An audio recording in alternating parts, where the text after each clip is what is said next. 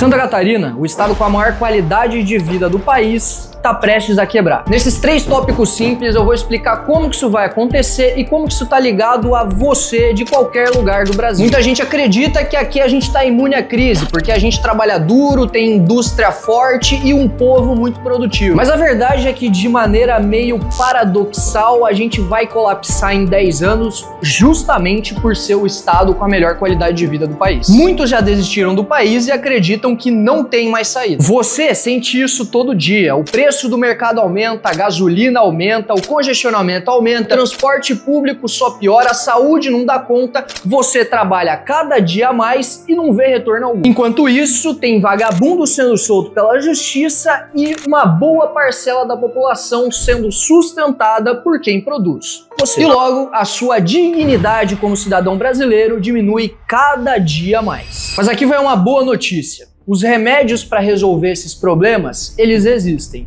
mas eles são bem amargos. Então nesse vídeo eu vou te mostrar em 3 pontos como que Santa Catarina já está no caminho para o colapso social e como que só entendendo isso a gente vai conseguir evitar que Santa Catarina caia de vez no precipício. Santa Catarina já registra um crescimento populacional 3 vezes maior do que a média do país. Tirar Santa Catarina da crise financeira é o maior desafio. Atrasou muitos serviços em função da crise econômica. Essa é essa dose anti-Bobson do dia só pra você que tem mais de 83 de QI. Se eu pudesse resumir todos os problemas da economia brasileira em uma palavra, com certeza seria produtividade. Crescimento econômico é basicamente uma medida do quanto a mais você consegue produzir. E ele é baseado em 3 elementos principais. O primeiro é capital, o segundo é trabalho e o terceiro é produtividade. Digamos que o Brasil seja uma empresa que corta madeira para produzir papel e móveis. Nessa analogia, a quantidade de lenhadores faz parte do trabalho e a quantidade de machados que os lenhadores usam faz parte do capital. Uma das formas de você crescer economicamente, nessa analogia é cortar mais árvores, é você aumentar a quantidade de lenhadores. Então você passa de 10 lenhadores para 20 lenhadores e você vai passar a produzir o dobro. E vários países têm um boom de crescimento econômico que é baseado justamente nisso, no boom demográfico. Pessoas que entram na idade de trabalhar e começam a produzir. Isso gera mais produção, mais crescimento econômico. Isso aconteceu, por exemplo, na China e no Brasil durante o crescimento econômico do governo Lula. Agora, digamos que não tem mais lenhadores para contratar. Acabou os lenhadores. Qual que é a única forma de você aumentar a sua produção? Trocando o machado pela serra elétrica. E aqui a gente entra num dos principais componentes do aumento da produtividade, que é inovação tecnológica. Produtividade é isso, o quanto você consegue fazer mais com menos. E essa é a principal variável do crescimento econômico dos países. China, Índia, Estados Unidos, Japão, os tigres asiáticos, o que todos esses países têm em comum?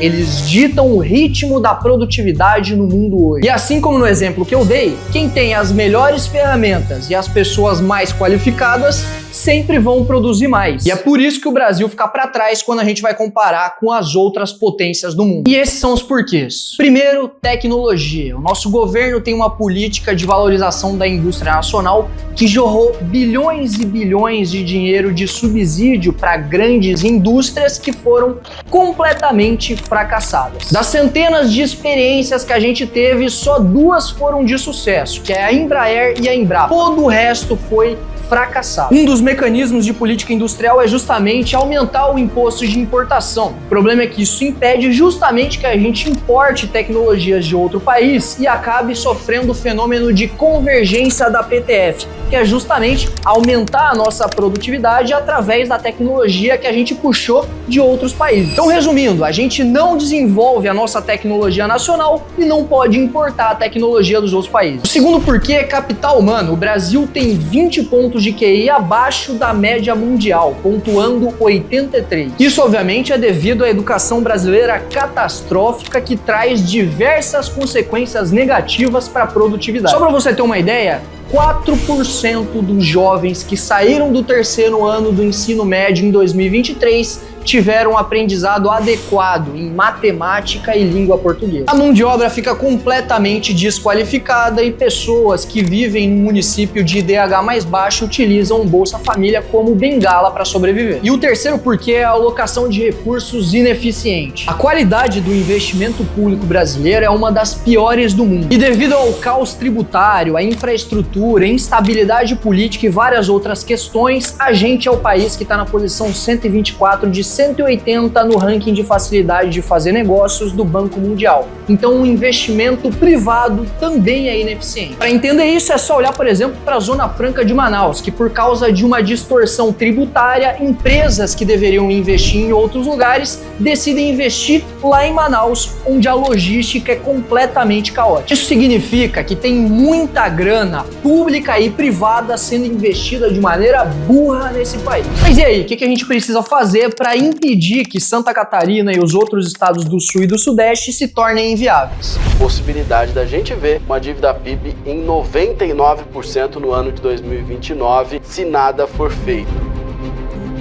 Muitos de vocês já ouviram incansavelmente as frases como vamos diminuir gastos, vamos diminuir impostos, vamos industrializar o Nordeste. E sim, a gente deveria fazer tudo isso, mas a verdade é que essas propostas não são nem um pouco realistas. Do jeito que as coisas estão hoje, tudo isso parece tão utópico quanto o comunismo. Existe uma classe de pessoas que mandam no Brasil hoje. E não é nem o Lula e nem o Bolsonaro. Essa classe é o que a gente pode chamar de elite. E não é só a elite política não, tem a elite na administração pública, elite intelectual, elite midiática, elite financeira e etc. Essa elite trabalha nos bastidores, não aparece na urna, mas é quem de fato dá as cartas na mesa no Brasil hoje. E se tiver que votar para absolver o Lula no processo, que vote.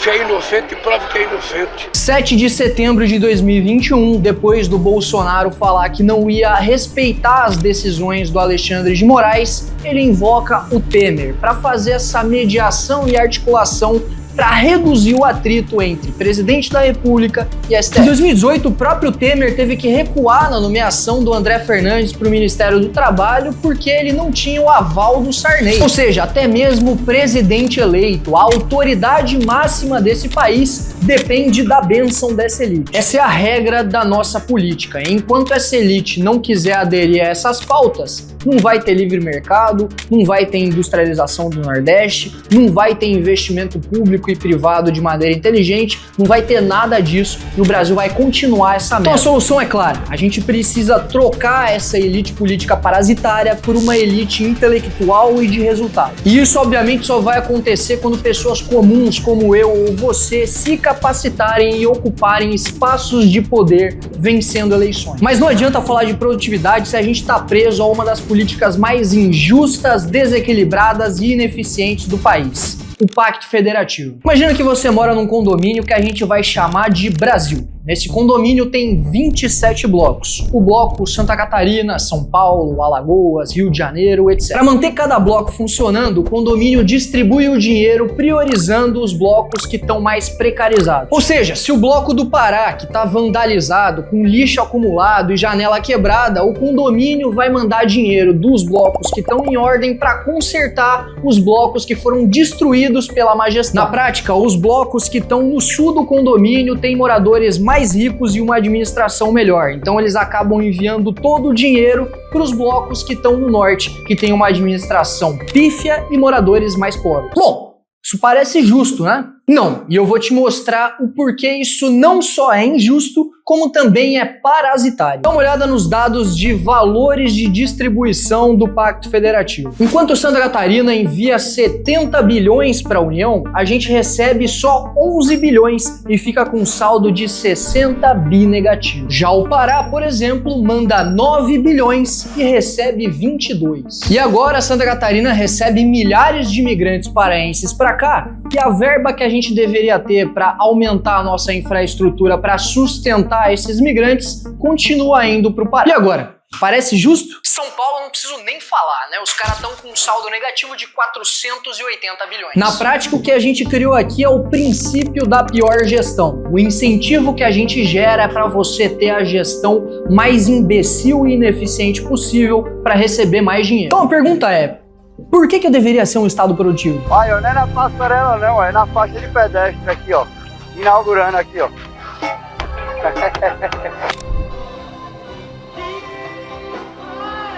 No estado, as consequências disso são catastróficas, porque o imposto que você paga não vai para as reformas de infraestrutura e educação do Pará. Na prática, os estados do Norte e do Nordeste vão continuar exatamente do jeito que estão e a gente vai continuar mandando dinheiro, não para fazer reformas, mas para encher o bolso de político vagabundo e de toda a elite dessas regiões. Mas calma que não acaba por aqui, porque a situação fica ainda pior. Enquanto os estados precarizados continuam no lixão, a população migra. Para onde? Para os estados do Sul e do Sudeste. Mas sabe uma coisa que está mais precarizado do que os estados do Norte? O número de inscritos desse canal aqui. Se você chegou até esse ponto do vídeo, significa que você está gostando. Então deixa o like, se inscreva para ajudar esse canal que está só começando. O problema é que a infraestrutura da cidade não cresce rápido o suficiente para absorver esse fluxo migratório desenfreado. Isso gera superlotação na saúde, congestionamento, piora da segurança pública e o pior, a favelização. São Paulo, anos atrás, era uma cidade grande, nobre, cheia de oportunidades. Mas hoje... Esse homem que foi baleado em frente ao prédio onde ele mora, em Pinheiros. A morte de um turista nesse final de semana no litoral de São Um Paulo. homem de moto foi perseguido, mas infelizmente acabou morto. E agora, isso tá chegando aqui na minha casa, em Santa Catarina. Santa Catarina foi um triplo homicídio. Atualização no caso do homem morto a tiros ontem em Navegantes. O adolescente de 17 anos acabou sendo atingido com um golpe de faca no peito por uma pessoa em situação de rua. A elite política no Brasil não muda nada porque não tem interesse e porque é incapaz. E vamos ser sinceros, você acha que quem comanda o país hoje vai querer quebrar essa lógica de incentivos? Vai querer sacrificar os repasses do Norte e do Nordeste para fazer justiça aos estados que produzem mais? É óbvio que não. Mas o que torna tudo isso impossível tem relação com o propósito que a geração carrega, com a guerra política que vai marcar as nossas vidas, que é dar um fim na Constituição Federal de 1988 e construir do zero uma nova Constituição. É um remédio amargo e pesado,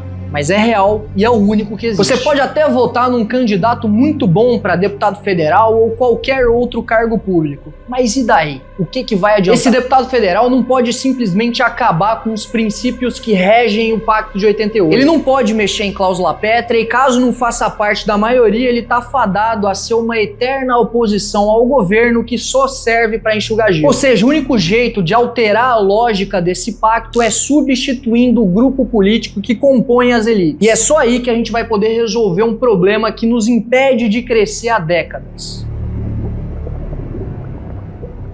Existe um elefante na sala que não foi comentado durante todo o vídeo, que eu tenho certeza que é um dos principais elementos para o remédio ser tomado.